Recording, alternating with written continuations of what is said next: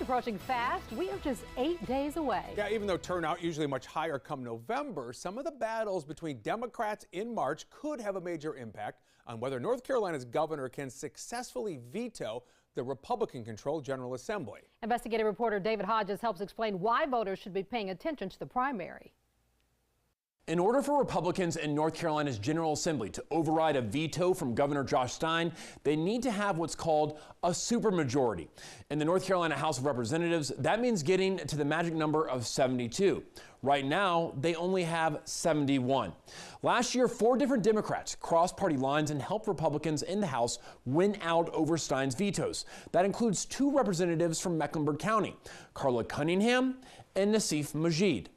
I spoke with political scientist Michael Bitzer, who helped explain how the odds have still favored House Republicans, even though he says it's getting harder for them to win a supermajority outright. So how important are the primaries then to that ability for Republicans to maybe section off a few Democrats to get to that veto override? Because we saw at the end of the last session that several Democrats were willing to vote on the other side of the aisle in order to overrule the governor's veto. Well, I think certainly this comes into the strategy within the chambers. You know, can the Republicans offer enough treats, enough pork, enough incentives to basically get a Democratic vote on their side of the aisle for things like gubernatorial overrides?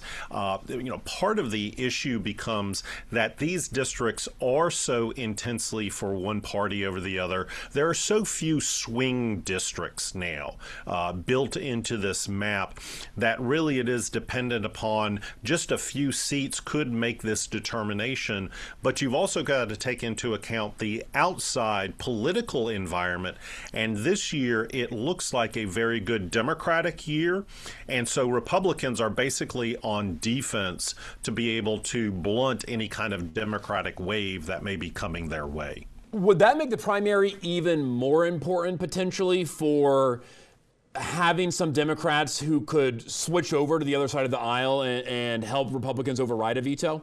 Most certainly. I mean, if the Democratic wave, crests this November, we're looking at anywhere from a D+5 to maybe a D+7 kind of Democratic wave. That would eat into some potential lean Republican districts, and then they would need those Democrats to kind of build up to that magic 72 threshold. So this is kind of all the strategy. Even though we're 9 months out from the general election, a lot of people are looking at these March primaries and saying, what kind of Democrat is coming into office post the primary? Is this somebody who we can work with?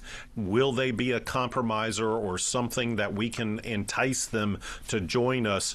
Or is it just going to be a matter of, for Republicans, they're not going to get everything they want.